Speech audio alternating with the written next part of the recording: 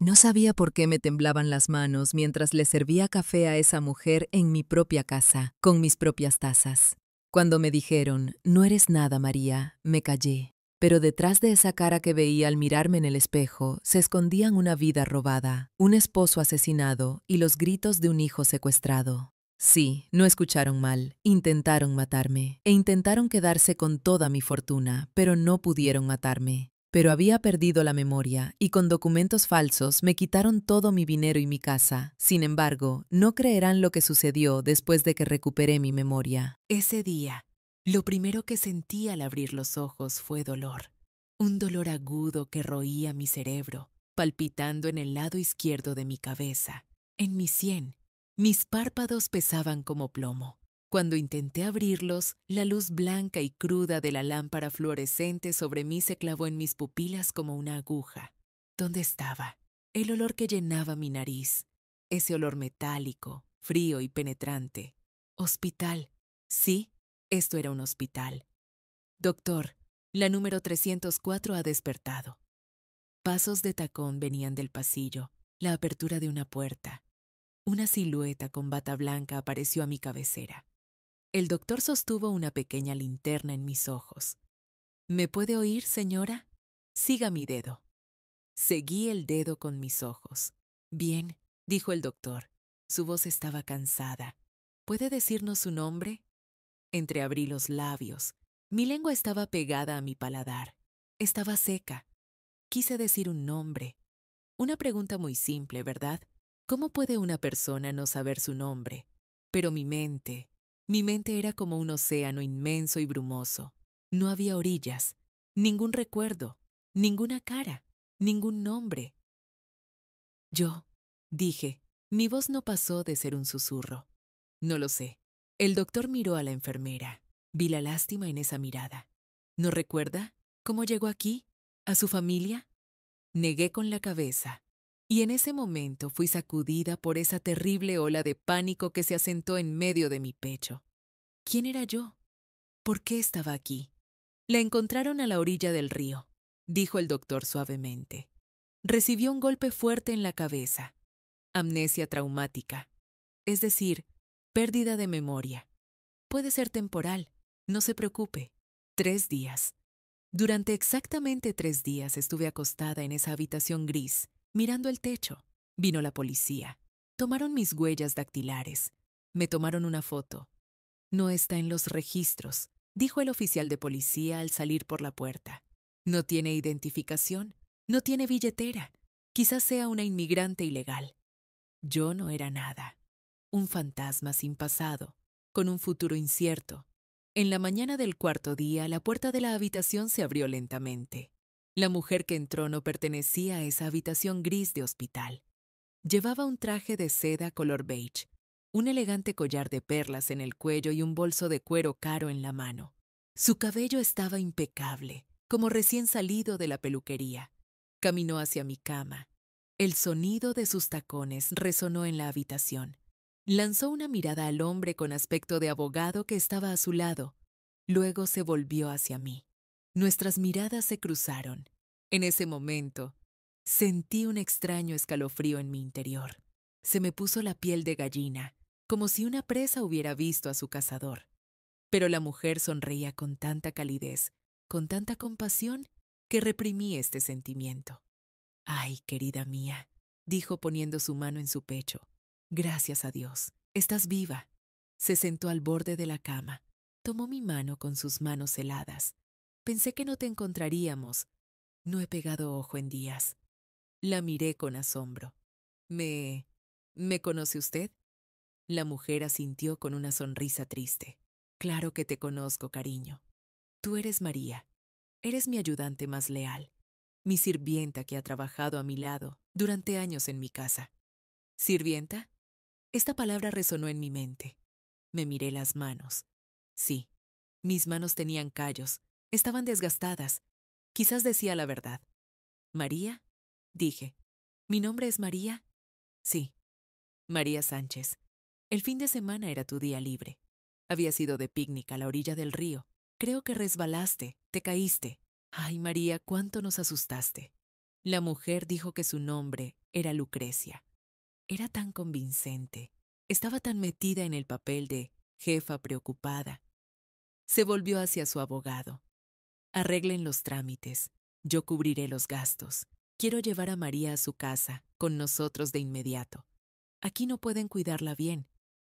En ese momento sentí gratitud hacia ella.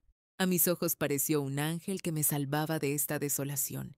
Sin embargo, no sabía que debajo de esa cara de ángel estaba la dueña de las manos que me empujaron a ese río. Me dieron el alta por la tarde. Subí al coche de lujo negro con vidrios polarizados de Lucrecia. El viaje transcurrió en silencio. Yo miraba por la ventana, los viñedos, los cipreses. El coche se detuvo frente a unas enormes puertas de hierro. Sobre la puerta estaba escrito La Esperanza, con letras de hierro forjado. Las puertas se abrieron automáticamente. Mientras avanzábamos hacia la mansión por el camino largo y arbolado, comenzó una opresión indescriptible en mi corazón. Estos árboles, este camino, era como si hubiera pasado por aquí miles de veces antes. No un déjà vu, algo más profundo. Memoria muscular. El coche se detuvo frente a la puerta principal. No podía apartar los ojos del edificio. La forma de las ventanas, las barandillas del balcón. Una voz en mi interior decía, bienvenida a casa. Pero Lucrecia había dicho, bienvenida al trabajo. Bajamos del coche. Lucrecia se volvió hacia mí. Ese tono de voz suave del hospital se había ido, reemplazado por un tono más imperativo, más duro. Vamos, María, no hay mayordomo para cargar tus cosas. Toma tu bolsa tú misma. Y por favor, usa la puerta trasera. Sabes que está prohibido que las sirvientas entren por la entrada principal. Acabo de mandar limpiar las alfombras. Me detuve un momento. Esta humillación me dolió, pero me dije a mí misma, eres una sirvienta, conoce tu lugar. Entré a la cocina por la puerta trasera. La cocina, esa cocina amplia, con encimeras de mármol, donde colgaban ollas de cobre. Apenas entré, mi mano fue involuntariamente al interruptor de la luz. En la oscuridad, ni siquiera busqué el botón. Mi mano sabía a dónde ir. Esto me asustó. Conozco este lugar, susurré. Lucrecia entró a la cocina detrás de mí. Claro que lo conoces, chica estúpida, dijo riendo. Llevas 5 años pelando patatas aquí. Puede que se te haya ido la memoria, pero tus manos no han olvidado el lugar. Me llevó arriba, a la habitación del ático. Una habitación pequeña, baja, sin ventanas, donde solo había una cama y un armario viejo. Esta es tu habitación, dijo. Tus uniformes están en el armario. Lava, plancha. Mañana por la mañana a las 6 de la mañana el desayuno debe estar listo. Tengo invitados importantes en casa estos días. Vendrán los socios de mi marido, es decir, de mi difunto marido. No quiero errores. ¿Su marido? Pregunté involuntariamente. La cara de Lucrecia se oscureció por un momento. Sí, Roberto. Tuvo un accidente. Murió. Él no perdió la memoria como tú. Él perdió la vida. En fin, no hables tanto. Descansa. Cerró la puerta sobre mí.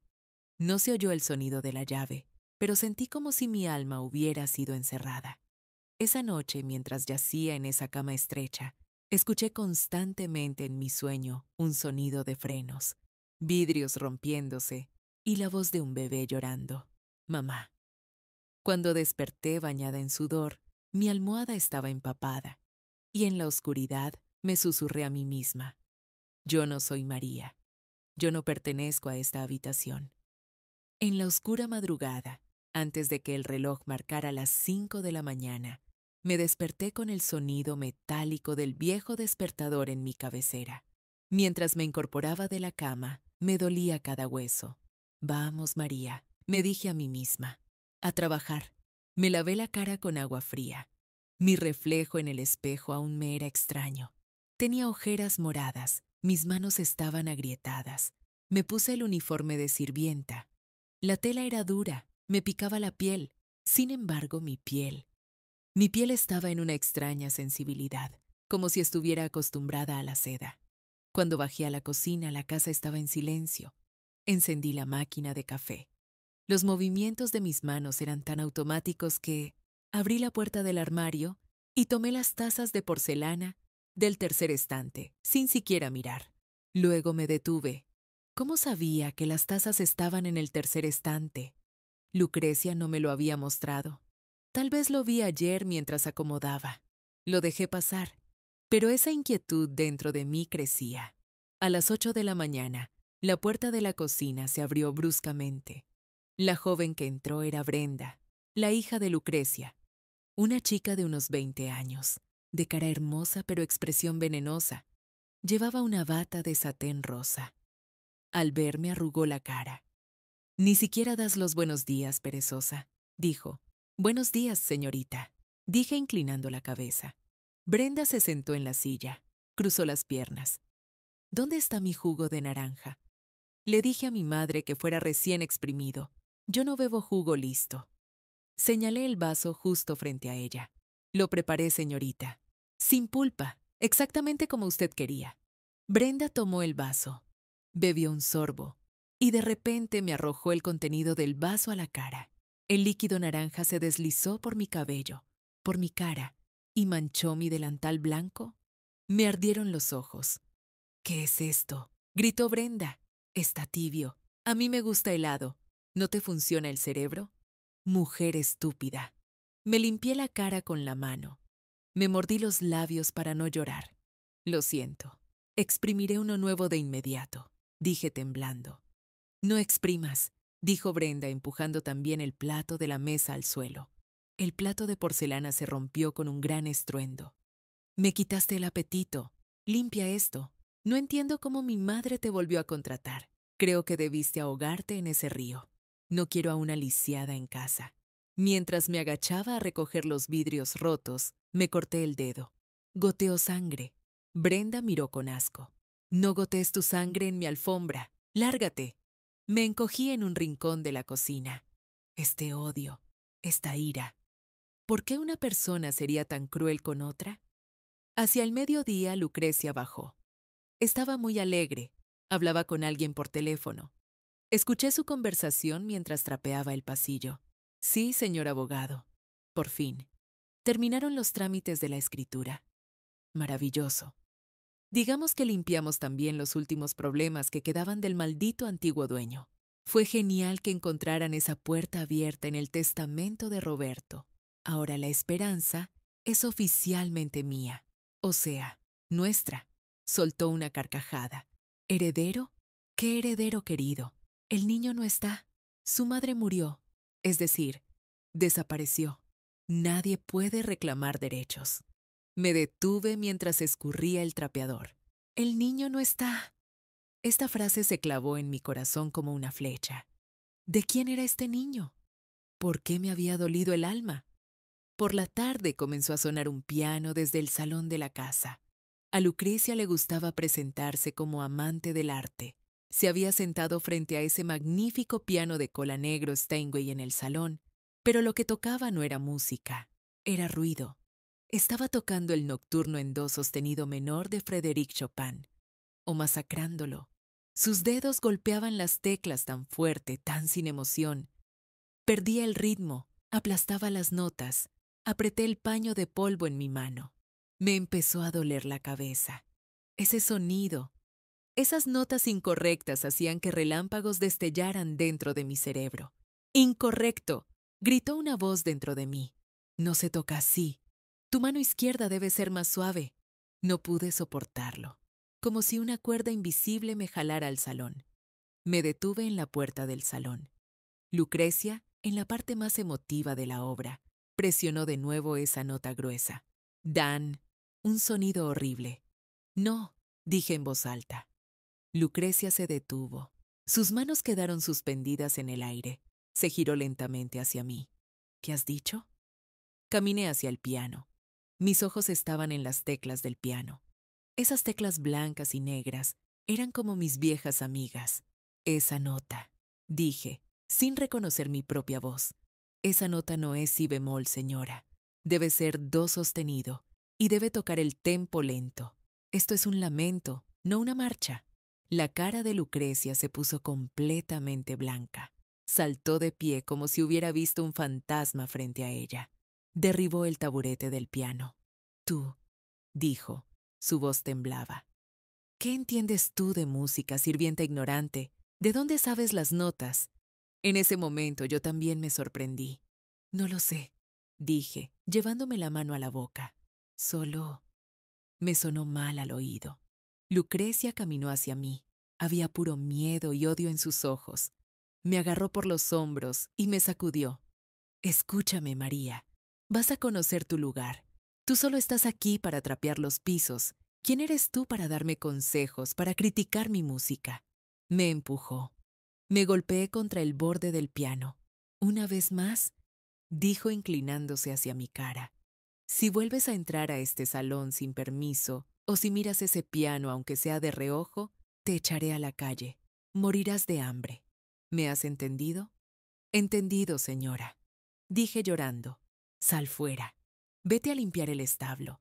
Quizás el olor a estiércol te haga recuperar la razón.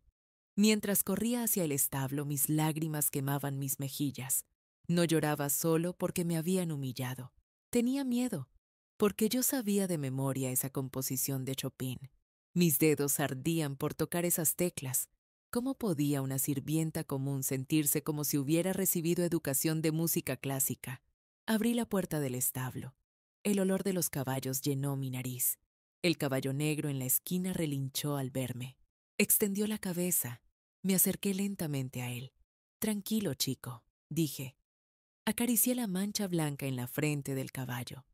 Tormenta, dije en un susurro. Tu nombre es Tormenta. Retiré mi mano. Miré al caballo con terror. ¿De dónde sabía el nombre de este caballo? Lucrecia llamaba a este caballo Rayo Negro, pero yo sabía que su nombre era Tormenta. ¿Por qué? Porque yo lo había alimentado con mis propias manos cuando era un potro. Este sentimiento. Esto no era solo una familiaridad. Esta casa, este piano, este caballo. Estos eran mi pasado. Pero, ¿quién era yo? Esa noche, sentada sobre la paja en el establo, una de las paredes de mi mente se agrietó. Y a través de esa grieta se filtró una imagen borrosa. Un hombre. Ríe. Me hace girar en sus brazos. Este es tu reino, Elena, dice. La esperanza es tuya. Elena. El nombre brilló como un fósforo encendido en la oscuridad. Mi nombre no era María. Este fue el primer paso en el camino hacia la verdad. Pasaron 2 semanas más.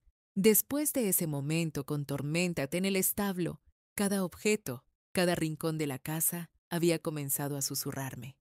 Lucrecia y su hija Brenda seguían tratándome como a una esclava. Pero lo que más me llamaba la atención era esa gran habitación con puerta de caoba, al final del ala este de la casa. Esa puerta siempre estaba cerrada con llave. Lucrecia nos había dado órdenes estrictas a las otras sirvientas y a mí. Está prohibido entrar a ese pasillo. Ese es el almacén de cosas viejas. Hay ratas, hay insectos. No quiero ver a nadie allí. Pero, ¿por qué un almacén estaría tan bien protegido? Un sábado por la mañana, Lucrecia y Brenda se arreglaron y salieron de casa para asistir a la kermés de una asociación benéfica en la ciudad. No estaremos hasta la noche, dijo Lucrecia al salir. Cuando vuelva, quiero que la platería esté pulida. María. La casa se sumió en el silencio. Entré al despacho de Lucrecia para pulir la plata. Mientras quitaba el polvo del escritorio, vi algo de metal brillando debajo del secante de cuero. Una llave. Tenía un llavero viejo de latón en la punta. En el llavero estaba escrito Habitación de Leo, con una letra cursiva borrosa. Mi corazón comenzó a golpear mi caja torácica. Leo. El nombre que escuché en ese sueño en el establo. El miedo en mi interior dejó lugar a una curiosidad insoportable. Esta llave era la llave de esa puerta prohibida. Lo sabía. Tomé la llave, como si una mano invisible me empujara a ese pasillo. El ala este de la casa estaba en penumbra. Las ventanas estaban cerradas. Llegué frente a esa gran puerta de caoba. Metí la llave en la cerradura con manos temblorosas. Giró sin dificultad. Clic. La cerradura se abrió. Bajé la manija y empujé la pesada puerta. Se abrió chirriando. El olor que llenó mi nariz, al entrar me clavó en el lugar. Esto no era un almacén polvoriento, no había ratas. Esto era una habitación de bebé, donde el tiempo se había congelado. Las paredes estaban pintadas de azul cielo. Había estrellas fosforescentes colgadas en el techo. En el suelo había juguetes caros, un caballo mecedor y en medio de la habitación, una cuna de madera tallada, blanca inmaculada. Di un paso adentro. Mis pies me llevaron directamente a esa cuna. Pasé mi mano por los barrotes de la cuna. En ese momento un olor imaginario llenó mi nariz. Olor a leche, olor a talco de bebé y lavanda. La palabra hijo mío se escapó de mis labios. Leo. Yo había decorado esta habitación. Yo había pegado esas estrellas en el techo. Yo había bordado la manta de esa cuna. Se me llenaron los ojos de lágrimas. No sabía por qué lloraba, pero dentro de mí tenía el dolor de una madre que ha perdido a su hijo. Luego levanté la cabeza y vi ese enorme cuadro colgado sobre la chimenea. La tela que lo cubría se había deslizado hasta la mitad. Tiré de la tela completamente y se me cortó la respiración. El mundo se detuvo. En el cuadro, en un jardín verde, había una familia feliz. Un hombre guapo, moreno. En sus brazos, un niño varón de 1 año con rizos rubios. Y a su lado, una mujer muy hermosa y noble mirando al hombre con amor. La mujer llevaba un vestido verde esmeralda. Y en su cuello, ese collar de perlas que Lucrecia lleva ahora. Miré la cara de la mujer. Luego me volví hacia el espejo de cuerpo entero en la esquina de la habitación. Mi reflejo en el espejo era miserable. Mi cabello se había vuelto blanco. Mi cara estaba demacrada. Llevaba ese feo uniforme gris de sirvienta. Pero los ojos, esos ojos color avellana, tristes pero orgullosos de la mujer del cuadro, eran mis ojos. Ese pequeño lunar en mi pómulo era el mismo. La mujer de la foto era yo. Yo no era María. Yo era Elena Vargas. Era la verdadera dueña de esta mansión, de estas tierras, de esta vida. Y ese hombre, a mi lado. Roberto, mi esposo. Ese ángel en mis brazos. Leo, mi hijo. En ese momento las compuertas de mi mente estallaron. Esa niebla blanca dejó lugar a una terrible y sangrienta verdad. Recordé. Recordé todo. Esa noche lluviosa y tormentosa. Roberto conducía el coche. Leo dormía atrás. Nosotros discutíamos. No confío en esa mujer, Roberto, decía yo. No confío en Lucrecia. Hay algo extraño en las cuentas de la empresa. Roberto me había tomado la mano. No te preocupes, mi amor. Mañana vendrán los auditores. Todo saldrá a la luz. Pero no hubo mañana. En una curva los frenos no funcionaron. Roberto pisó el freno, pero el coche aceleró. ¡Los frenos!, gritó. Elena, protege al niño. Después el sonido de metal chocando contra metal. Vidrios rotos. El coche volcando. Y dolor. Cuando abrí los ojos, el coche se había estrellado contra las rocas a la orilla del río. Roberto, mi esposo, estaba inmóvil al volante. Estaba cubierto de sangre. Del asiento trasero venía el sonido del llanto de Leo. Mamá, mamá. Traté de salir arrastrándome del coche. Justo en ese momento un coche se detuvo. Los faros me cegaron. Alguien bajó. ¡Ayuda!, gemí. Esa persona se acercó a mí. Se inclinó. Vi su cara. Lucrecia, la hermanastra y socia de mi marido. Lucrecia, ayuda. Leo, dije. Lucrecia sonrió. Una sonrisa diabólica y fría. Ayudaré, Elena, dijo. Me ayudaré a mí misma. Me sacó del coche a tirones. Estaba herida. No podía moverme. Me arrastró a la orilla del río. Roberto murió, dijo mirando al agua. Si tú también mueres, y si ese mocoso también desaparece, la esperanza y toda la fortuna quedarán para mí. No lo hagas, supliqué. Lucrecia me agarró del cabello y me empujó a ese río helado. Mientras el agua llenaba mis pulmones, lo último que vi fue ese tatuaje distintivo en forma de serpiente en la muñeca izquierda de Lucrecia. Ella no me había salvado. Ella había intentado matarme. Y ahora, Como perdí la memoria, me acogió en mi casa. Me hace trabajar de sirvienta en mi propia casa y bebe vino frente a mí como la asesina de mi marido. Me derrumbé en el suelo, al pie de esa cuna, bajo el peso de los recuerdos. Asesina, susurré. Mataste a mi esposo. Me mataste a mí. Y Leo, ¿dónde estaba mi hijo? ¿Había sobrevivido a ese accidente? ¿O Lucrecia también lo había? Solo pensarlo fue suficiente para volverme loca. Justo en ese momento escuché un crujido de parquet detrás de mí. Mi sangre se heló, contuve la respiración. Lentamente, muy lentamente me di la vuelta. Había alguien en la puerta. Lucrecia. No había ido a la invitación, o había regresado. Llevaba ese abrigo de piel caro y en su mano sostenía uno de los candelabros de la habitación, levantado en el aire. Esa máscara falsa y servicial de su rostro había caído por completo. En sus ojos estaba la mirada de esa asesina a la orilla del río. Puro odio. Cerró la puerta tras de sí. «Te dije que estaba prohibido entrar a esa habitación, María», dijo con una voz gélida. Dio un paso hacia mí. Apretó el candelabro con fuerza. «Pero veo que tu forma de mirar el cuadro ha cambiado. Esas miradas estúpidas se han ido». Un paso más. «Recordaste, ¿verdad?». Me miró a los ojos. «Recordaste, Elena. Esto es muy malo para ti». Levantó el candelabro. «Esta vez no dejaré el trabajo a medias». Lucrecia había levantado ese pesado candelabro de plata en el aire. El brillo frío del metal competía con la luz mortal en sus ojos. En ese momento entendí. Si decía, «Soy Elena», recordé todo. Ese candelabro destrozaría mi cráneo. Me mataría allí mismo. Diría, «La sirvienta tuvo una crisis. Me atacó. Defensa propia». Y nadie lo cuestionaría. Tenía una sola oportunidad.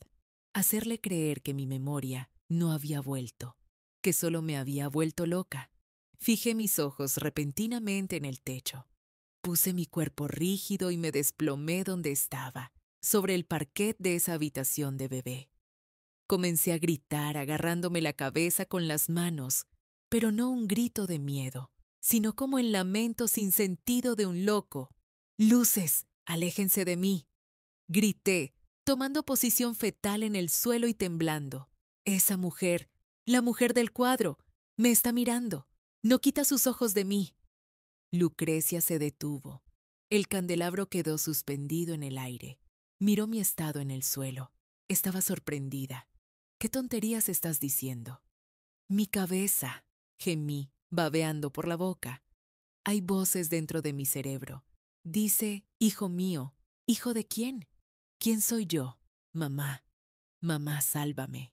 Comencé a llorar como una niña, a rasguñar la alfombra. Esa determinación de matar en el rostro de Lucrecia dio paso lentamente al asco. Bajó el candelabro lentamente. «No finjas», dijo, pero su voz era vacilante. «Me reconociste. Lo vi». La miré con ojos vacíos, sin brillo.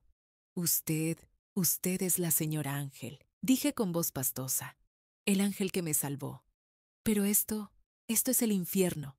El bebé llora, señora. ¿No lo oye? El bebé llora». Lucrecia respiró hondo. Miró la habitación. No había ningún sonido de bebé. Sonrió. Una sonrisa humillante y aliviada. «Sigues loca», dijo. «Tu memoria no ha vuelto. Se te ablandó el cerebro por no tomar tus medicinas».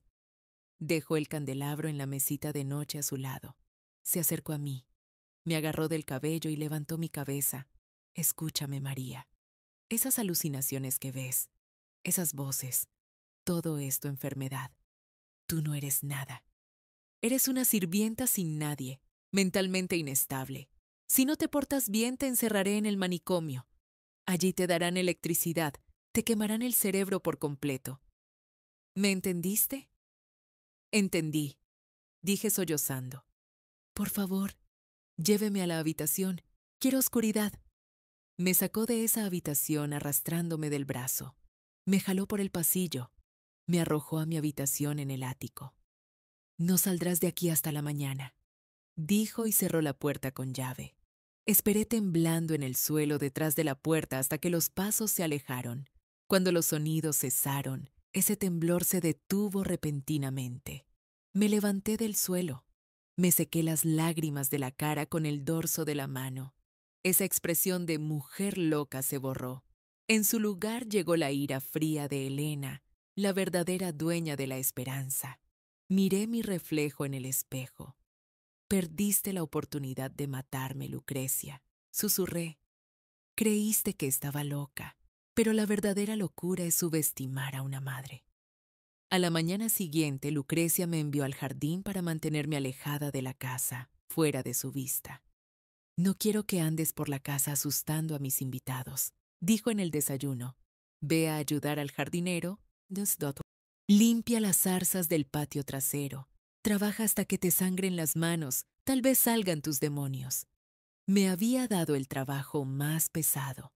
Bajo el sol, sin guantes, limpiaría esos arbustos espinosos. Trabajé hasta el mediodía. Mis manos estaban llenas de heridas y moretones, pero no lo sentía. Tenía una sola pregunta en mi mente. ¿Dónde está mi hijo Leo? Había recordado el accidente.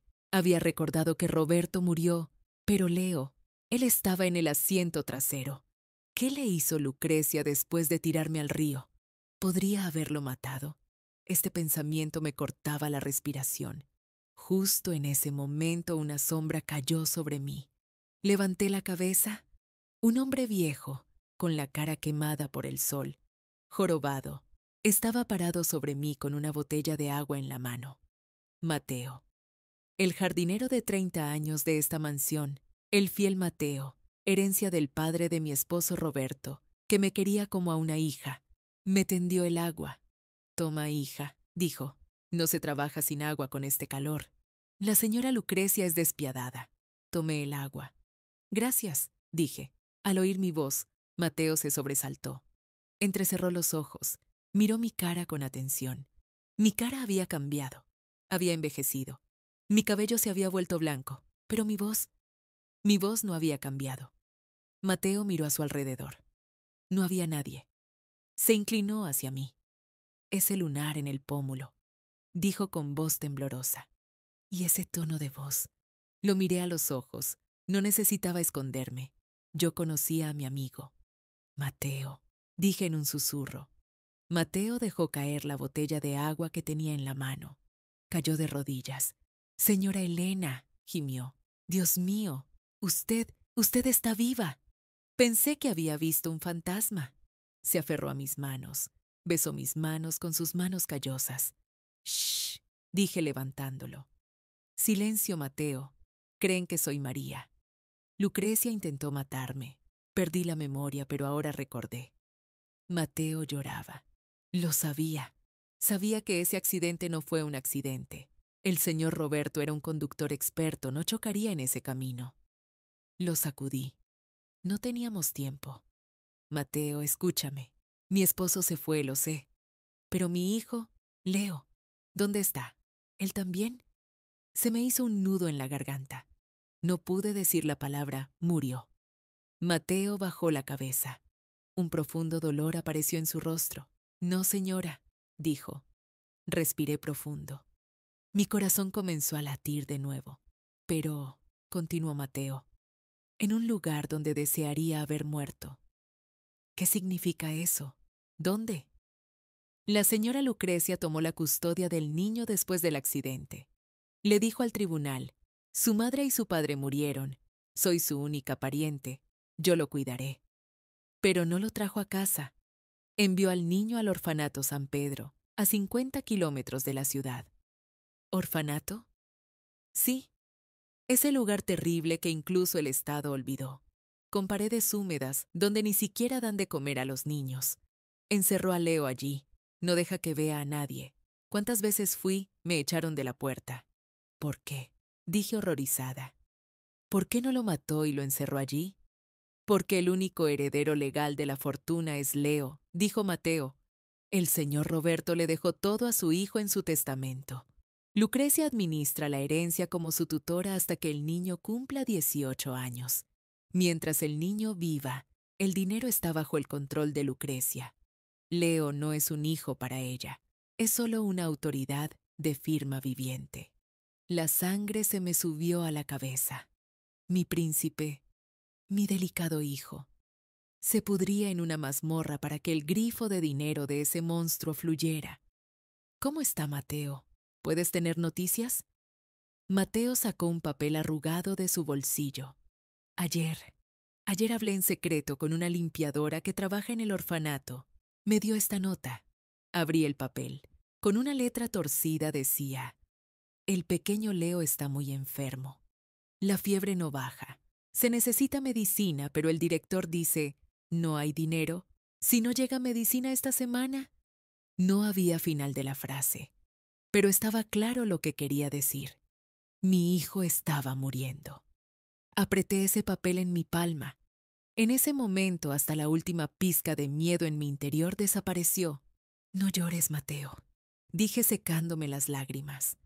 Se acabaron las lágrimas. Ahora es tiempo de sangre. ¿Qué va a hacer, señora? ¿Irá a la policía? La señora Lucrecia ha comprado incluso a la policía. No, dije mirando la ventana del dormitorio de Lucrecia. La policía quiere pruebas. El juicio dura meses. Mi hijo no tiene tanto tiempo. Esta noche saldré de esta casa, pero no sola. Saldré llevándome lo más valioso de Lucrecia. ¿Qué? Su coche, el dinero en su caja fuerte y su falsa paz. Esa noche tracé mi plan. El cuento de Cenicienta había terminado. Cuando el reloj marcara la medianoche, no me convertiría en calabaza. Me convertiría en un ángel de venganza. Al caer la noche, la mansión La Esperanza estaba llena de luces. Lucrecia daba una cena a los administradores locales y socios comerciales de la ciudad para celebrar su victoria. Me había hecho poner ese humillante uniforme de sirvienta y me había puesto la bandeja de plata en la mano. Esta noche serás perfecta, María, dijo en la cocina mientras me empolvaba la cara. Si haces esos números de loca frente a mis invitados, te encerraré en la bodega. Dormirás allí con las ratas. Incliné la cabeza. A sus órdenes, señora. Por dentro sonreía. Esta es tu última orden, Lucrecia, decía. Esta noche tu reino caerá. Entré al comedor. Candelabros de cristal, candeleros de plata, los vinos más caros. Todo era mío. Todo era el esfuerzo de mi esposo. Y ahora su asesina estaba sentada a la cabecera de la mesa, levantando su copa. Por el futuro de la esperanza, dijo Lucrecia. Todos aplaudieron. Brenda en el extremo de la mesa se enviaba mensajes con sus amigos en su teléfono, mientras esperaba que le sirviera. Me acerqué a ella. Mientras servía su sopa a propósito, hice temblar mi mano muy ligeramente. Una gota de sopa cayó sobre el mantel. Brenda chilló de inmediato. «Ten cuidado, cosa torpe. No entiendo por qué mi madre aún te alimenta». Lucrecia lanzó una mirada helada desde el otro lado de la mesa. «María, sal fuera, que no te vea». Eso era lo que quería, ser despedida. «Lo siento», dije y salí del salón con actitud sumisa. En el momento en que cerré la puerta detrás de mí, mi postura cambió. Mis hombros se enderezaron. El miedo en mis ojos se borró. Las 22 horas. La cena duraría al menos 2 horas más. Había llegado el momento. Subí las escaleras silenciosamente, deslizándome como una sombra. Mi objetivo no era el dormitorio de Lucrecia, sino el antiguo despacho de mi esposo Roberto. Ahora Lucrecia lo había convertido en su propia oficina. La puerta estaba cerrada con llave, pero yo conocía todos los secretos de esta casa. Tomé la llave de repuesto que estaba dentro del jarrón antiguo en el pasillo. Roberto la ponía allí. Lucrecia nunca se dio cuenta. Abrí la puerta. Adentro olía a humo de cigarrillo y al pesado perfume de Lucrecia. Fui directamente detrás del gran cuadro en la pared. Deslicé el cuadro. La caja fuerte de acero estaba allí. Lucrecia había intentado abrir esta caja fuerte durante años, pero no lo logró. Había marcas de taladro, marcas de fuerza en ella. Roberto había mandado hacer esta caja fuerte especialmente. No se abría ni con contraseña ni con llave. La caja funcionaba con sistema biométrico, reconocimiento de venas. Solo se podía abrir con el dedo índice derecho de Roberto y el mío. Lucrecia no lo sabía. Ella solo probó contraseñas y se rindió cuando no funcionó. Respiré hondo. Por favor, susurré. Por favor, recuérdame. Puse mi dedo índice derecho en el sensor. 1 segundo. 2 segundos. Se encendió una luz roja. Mi corazón se iba a detener. Luego, bip. La luz se puso verde. Se escuchó una voz mecánica. Acceso concedido. Bienvenida, Elena. Las lágrimas rodaron por mis mejillas. Mi casa, incluso la máquina de mi esposo me recordaba. Pero la gente había olvidado. La caja fuerte se abrió con un silbido pesado. Su interior era como un cofre del tesoro. No solo dinero, fajos de dólares y euros en efectivo que Roberto guardaba como fondo de emergencia, mis joyas de boda, mi collar de esmeraldas, mi juego de diamantes. Lucrecia no los había encontrado. Llené todo en una bolsa de basura que tomé de la cocina. Pero al fondo había un cuaderno negro con cubierta de cuero y una carpeta azul. En la carpeta decía Testamento, última copia. Abrí la carpeta. Yo, Roberto Vargas. En caso de mi muerte, dejo todos mis bienes, acciones de la empresa y bienes raíces a mi esposa Elena Vargas y a mi hijo Leo Vargas. A mi hermanastra Lucrecia Mendoza no le dejo ni un centavo debido a sus delitos de malversación en el pasado. Me tembló la mano. Roberto lo sabía. Sabía que Lucrecia robaba dinero de la empresa y la había desheredado. Por eso fue asesinado. Abrí el cuaderno negro. Este era el diario de Roberto. En la última página decía: Lucrecia me amenaza. Sospecho que manipularon los frenos de mi coche. Si me pasa algo, ella es la responsable. Confío este cuaderno a Elena. Esto no era un diario. Era una sentencia de muerte. Era la prueba que metería a Lucrecia en la cárcel de por vida. Tomé todo. Dejé la caja fuerte abierta. Quería que la viera. Quería que entendiera quién había venido. Salí de la habitación y bajé al garaje por las escaleras traseras. Mateo estaba allí, esperando en la oscuridad. Tenía una linterna en la mano. Sonrió al verme. ¿Está lista, señora Elena? Estoy lista, Mateo. Las llaves del coche de la señora Lucrecia, dijo y las dejó en mi palma. Desactivé el sensor del garaje.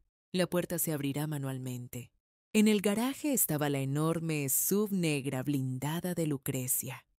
¿Qué harás tú, Mateo? Ven conmigo. El anciano negó con la cabeza. Yo debo quedarme aquí. Necesita a alguien que los distraiga. Cuando llegue la policía, los dirigiré al lado equivocado. Te harán daño. No pueden hacerme nada. Solo soy un jardinero senil, dijo guiñando un ojo. Vaya, no haga esperar al pequeño señor. Lo abracé por última vez. Subí al coche. Puse la bolsa de basura en el asiento del copiloto. Arranqué el motor. El rugido de ese potente motor resonó en el garaje. Este sonido debió haberse escuchado desde el comedor de arriba, porque cuando salí del garaje y entré al camino del jardín, vi que las puertas de la mansión se abrían y Brenda salía corriendo al balcón. ¡Mamá!, gritaba Brenda. El coche, alguien está robando el coche. Lucrecia también salió al balcón con su copa de vino en la mano. Miró hacia abajo, hacia mí. No detuve el coche. Bajé la ventanilla. Bajo la iluminación del jardín, me vio. No a la sirvienta María. Vio a Elena, sentada erguida al volante con el sombrero de su esposo en la cabeza. Nuestras miradas se cruzaron. Solo un segundo. La copa en la mano de Lucrecia cayó. Vi el terror en su rostro incluso desde esa distancia. Me había reconocido. Había entendido que la mujer que creía muerta estaba al volante. Pisé el acelerador. Las puertas principales estaban cerradas. El hombre en la caseta de seguridad sacó su arma y corrió. Alto. No paré. Con el vehículo blindado, golpeé esas puertas de hierro forjado a 100 kilómetros por hora. Se desató un gran estruendo. El metal rasgó el metal. Las puertas se partieron en dos como papel. El coche se sacudió pero no se detuvo. Era libre. Cuando miré por el espejo retrovisor vi a Lucrecia gritando como loca desde el balcón, ordenando a seguridad: «¡Dispara! ¡Mátala!». Pero ya era demasiado tarde. El pájaro había escapado de la jaula, y sus garras estaban afiladas para salvar a su cría. Mientras aceleraba por la carretera lluviosa hacia el orfanato San Pedro, me juré a mí misma: ya voy, Leo. Mamá ya va. Y esta noche nadie podrá detenerme. La lluvia golpeaba los vidrios de la sube blindada. Los limpiaparabrisas no daban abasto. La aguja de velocidad marcaba 140. Mis ojos no estaban en la carretera. Mi mente estaba en esa terrible imagen. Mi hijo, en los huesos, tratando de respirar en una cama fría. «Resiste, Leo», gritaba golpeando el volante. «Mamá ya va. Resiste, mi león». Esa bolsa de basura negra en el asiento trasero, llena de dinero y joyas, y el diario de mi esposo, eran las cosas más inútiles del mundo en este momento. Mi única fortuna estaba entre las paredes de ese orfanato. Me desvié hacia ese camino desolado más allá de la zona industrial, fuera de la ciudad. Orfanato San Pedro. Esto no era un hogar de niños, era una prisión salida de las novelas de Dickens. Altos muros grises, rejas de hierro oxidadas y alambre de púas en la cima. Lucrecia había tirado aquí a un niño de su propia sangre, a su sobrino. Solo por dinero, me detuve frente a la puerta principal. Había un hombre dormitando en la caseta de seguridad. Toqué la bocina, una bocina larga, ininterrumpida. El hombre se despertó sobresaltado. Se puso su impermeable y salió. Tenía una porra en la mano. Golpeó el vidrio. «¿Qué quieres? No es hora de visitas. Esto es propiedad privada». Bajé la ventanilla. El hombre se detuvo al ver el coche de lujo y a la mujer elegantemente vestida, pero con ojos de loca, al volante. «Voy a ver al director», dije. Mi voz era tan autoritaria que la mano del hombre que sostenía la porra se aflojó. «El señor director está durmiendo, señora. Son las 3 de la madrugada. Venga mañana». Bajé del coche. A pesar de esa ropa mojada y enlodada que llevaba, mis dobladillos se habían llenado de barro al bajar del coche. Mi postura era la de la señora de la esperanza. Apunté la palanca de hierro que tomé del maletero hacia el hombre. «Vas a abrir esta puerta», dije. «Si no, derribaré esa puerta con este coche, y luego te pasaré por encima». El hombre vio esa determinación salvaje en mis ojos. Esta mujer no estaba fanfarroneando. Presionó el botón temblando. La puerta de hierro se abrió chirriando. Conduje el coche al jardín. Me detuve en la puerta del edificio principal. Irrumpí adentro sin soltar la palanca de mi mano. Los pasillos olían a humedad, cloro y orina. «Leo», grité. Mi voz resonó en los pasillos vacíos. «Leo, ¿dónde estás?» Se abrió una puerta en el piso de arriba. Un hombre gordo, calvo y en pijama apareció al comienzo de las escaleras. El director del orfanato. «¿Quién grita ahí? Llamaré a la policía». Subí las escaleras de 2 en 2. Agarré al hombre por el cuello. Le puse la palanca en la garganta.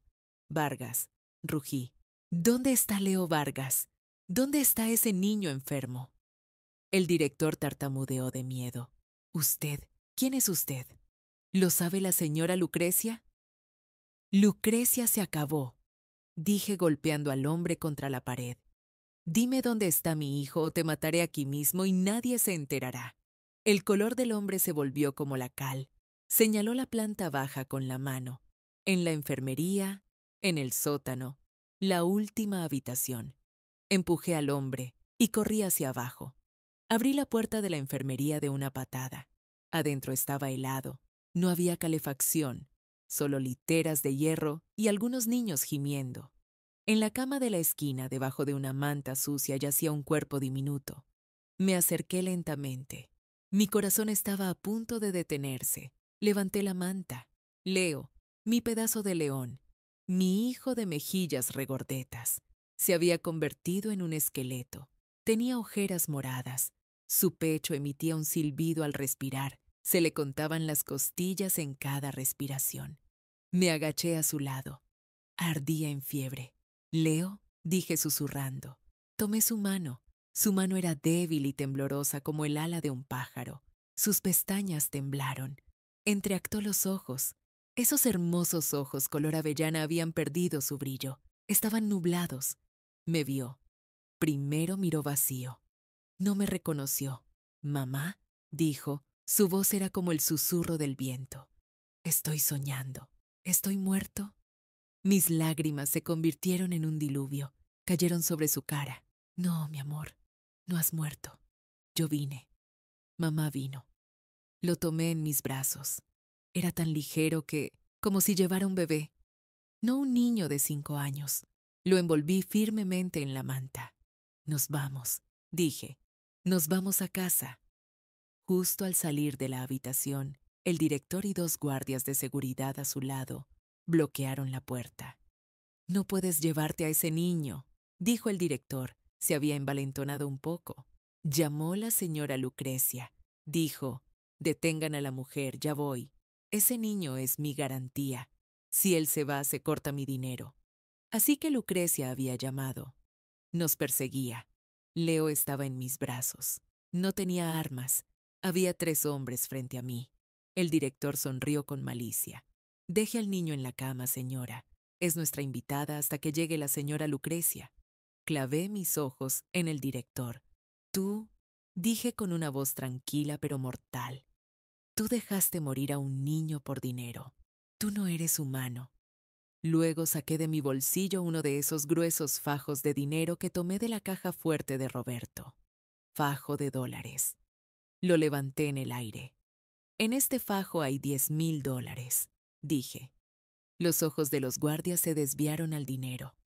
Arrojé el fajo no a la cara del director, sino a los pies de los guardias. El fajo se deshizo.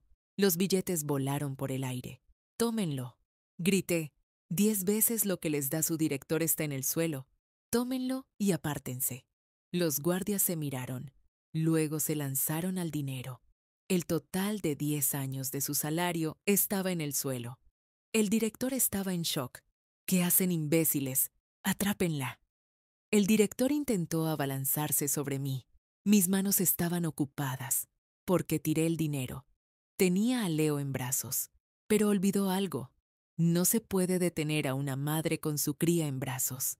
Con toda mi fuerza, clavé la suela de mi pesada bota en la rótula del director. Se oyó un sonido de hueso rompiéndose. El director cayó al suelo gritando. Pasé por encima de él. Cuando salí al jardín se oían sirenas a lo lejos. Era la policía, o era Lucrecia. Corrí al coche. Acosté a Leo en el asiento trasero.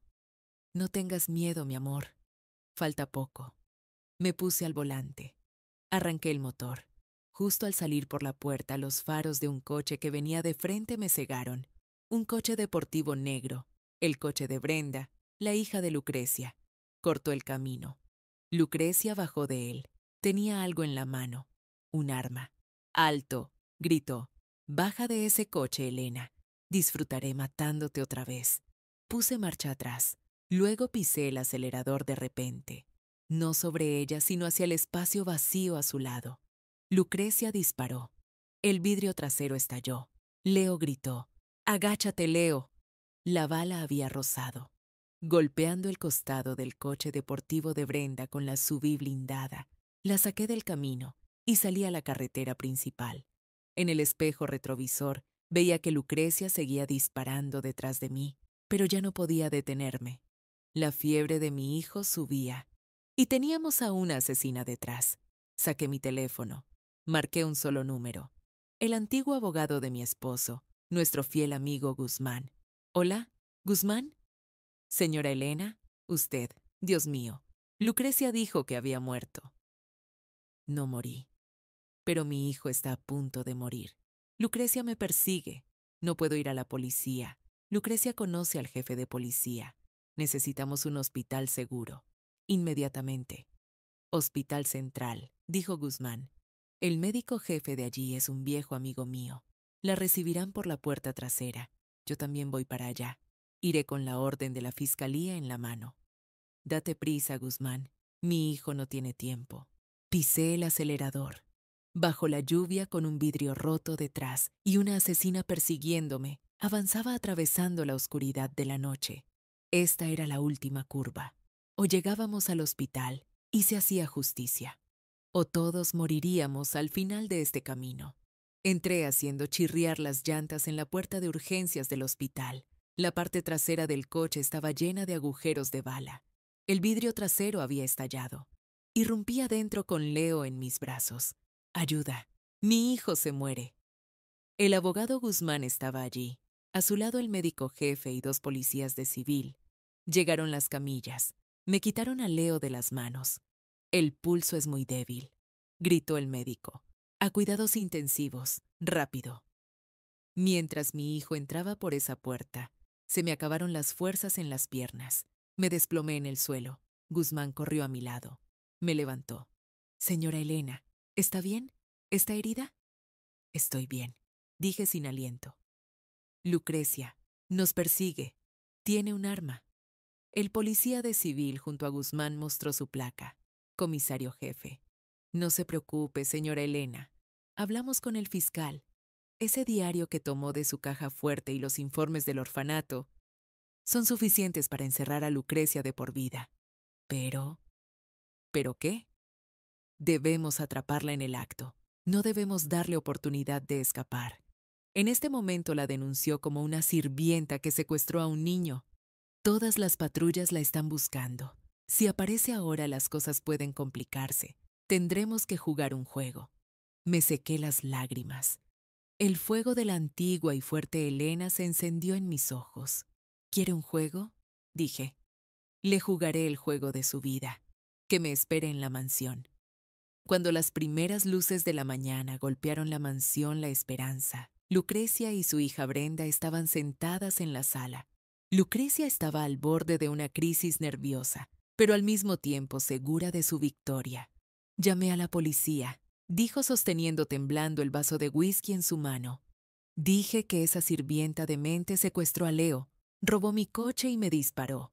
Emitieron una orden de tirar a matar. Esta vez Elena no escapará. Brenda se comía las uñas. Mamá, ¿y si habla? ¿Y si recuperó la memoria? Nadie le cree a una sirvienta estúpida. Ella no es nada. Yo soy Lucrecia Mendoza. Soy la dueña de esta ciudad. Justo en ese momento sonó el intercomunicador de la puerta. El guardia de seguridad. Señora, llegó la policía. Están en la puerta. Lucrecia sonrió. Se acabó. Vamos a identificar el cadáver de esa mujer miserable. Abrieron la puerta. Había 3 coches de policía en el jardín. Sus sirenas estaban encendidas, pero los que bajaron de los vehículos no eran los policías de patrulla que Lucrecia esperaba. Bajaron equipos de operaciones especiales fuertemente armados y el comisario jefe. Y se abrió la puerta del coche de lujo negro con vidrios polarizados que estaba al final. Primero, un zapato de charol de tacón alto pisó el suelo.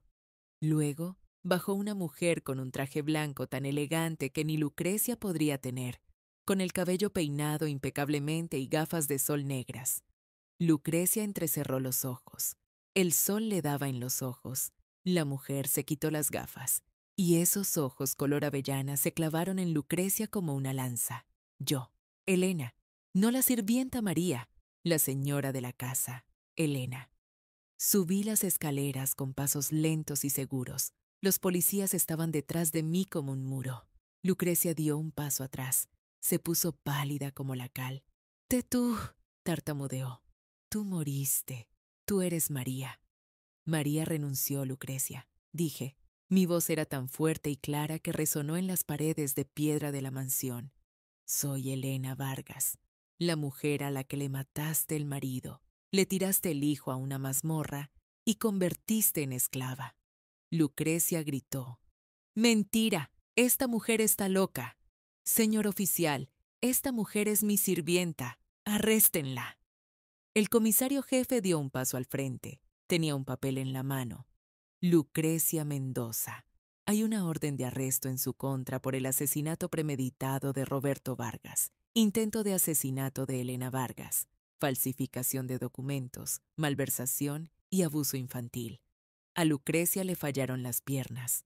«No tienen pruebas», gritó. «Todo es calumnia». Saqué ese cuaderno negro de mi bolso, el diario de mi esposo. Roberto escribió todo, Lucrecia. Dije agitando el cuaderno en el aire. que manipulaste los frenos del coche, el dinero que robaste de la empresa. Todo está aquí. Y el director del orfanato acaba de cantar. Confesó que no le dieron medicina al niño por orden tuya. Brenda intentó intervenir. Mamá, haz algo. Los policías también agarraron a Brenda del brazo.